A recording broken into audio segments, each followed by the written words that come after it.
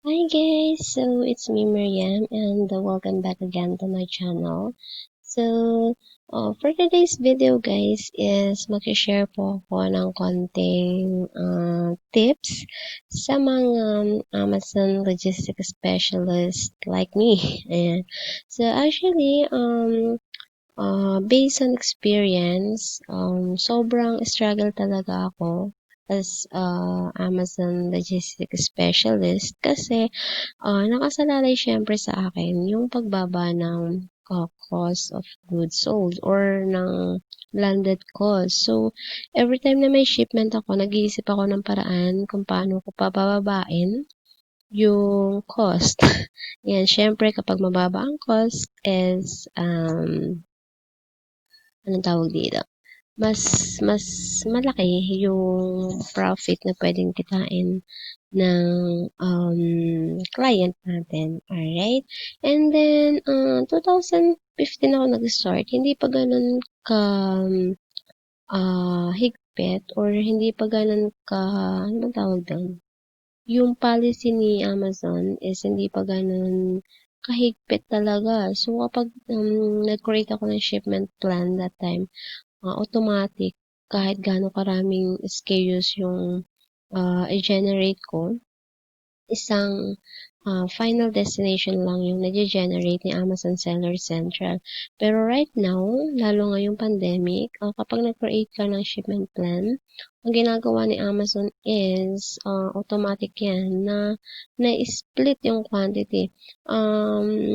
May pangyayari pang or mayroon pang one time, nag-generate ako ng Amazon shipment plan, parang mga, ilan yun? 50 pala, 50 lang.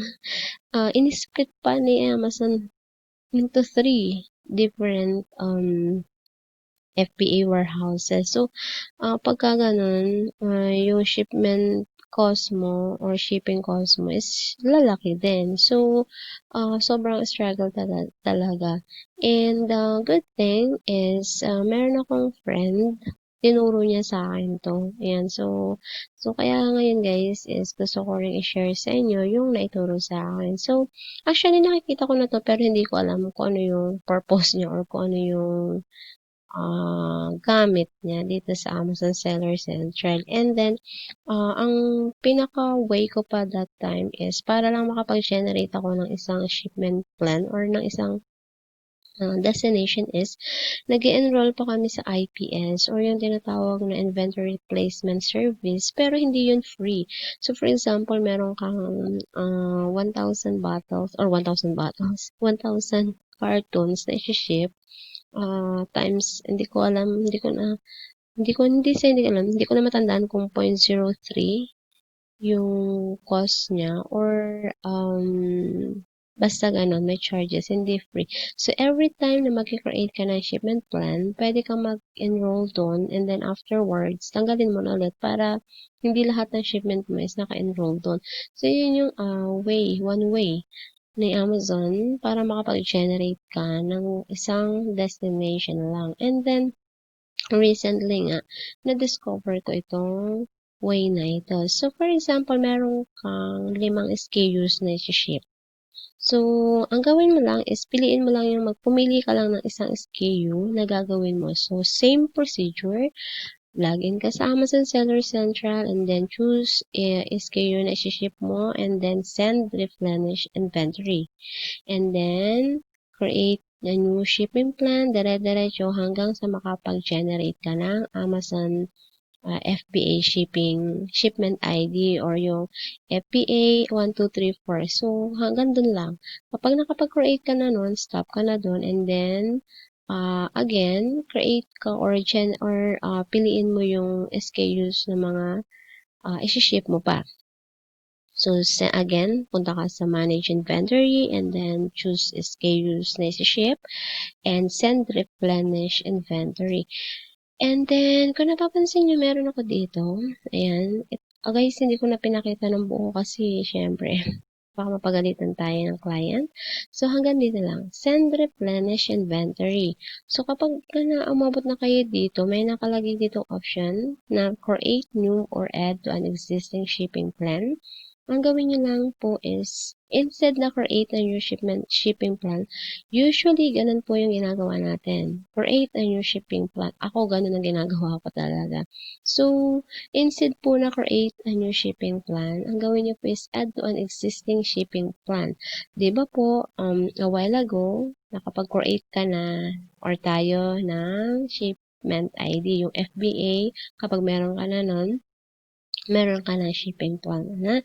So, ang gawin niyo lang is add to an existing shipping plan and then add to shipping plan, choose one. And then, i-choose nyo lang yung generate nyo kanina na shipping plan or yung nauna nyo nang na-generate na shipping plan. Add nyo lang yun din and then automatic ma-add po doon yung SKU na gusto nyo i-ship. And then, same procedure lang po yung gagawin ninyo. Hanggang sa matapos kayo. Yung pinaka-maximum na na-add ko is 15 different SKUs po. So, it means makakapag-add ka ng hanggang 15 na SKUs, different SKUs sa isang shipment ID lang. Yan. And isang shipping or shipment destination or final destination or ano ba tawag dyan? FBA warehouse. So, for example, ONT8 or Texas. Ayan. So, kung ano man po yung binigay ni Seller Central. So, yun guys. Once na nakapag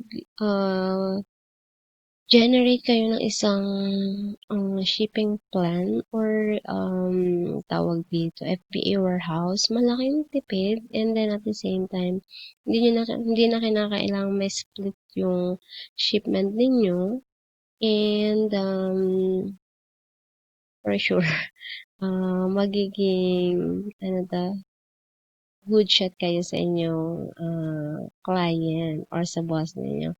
So, good thing is na discover ko po talaga ito. I don't know kung marami ng mga logistics specialist na nakakaalam nito, Amazon logistics specialist na nakakaalam na ng option na to. But, yun nga, na-discover ko siya and I really want to share this, great way or options on how to generate one shipping destination, Amazon shipping final destinations or warehouses. So, malaking bagay na makapag-generate ka lang ng isang destination. Kasi before, 50, 20, lalo na kapag mga malalaking ano man tawag to, size, yung inyong inventory, talagang ini-split siya ni Amazon. So, naalala ko, around 30 cartons lang or 20 cartons yung generate ko. But still, three different destinations pa rin yung nage-generate. So, in this way, ma-avoid natin yung ganong pagkakataon. So, malaking save. Makaka-save talaga tayo. Ayan. So, guys, thank you so much for watching and I hope nakapag-share po ako lalong-lalo na sa mga Amazon logistics specialist like me.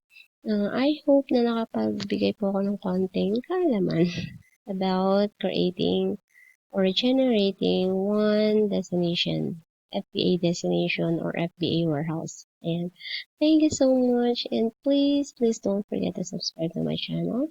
Again, this is Miriam and see you again soon. Bye!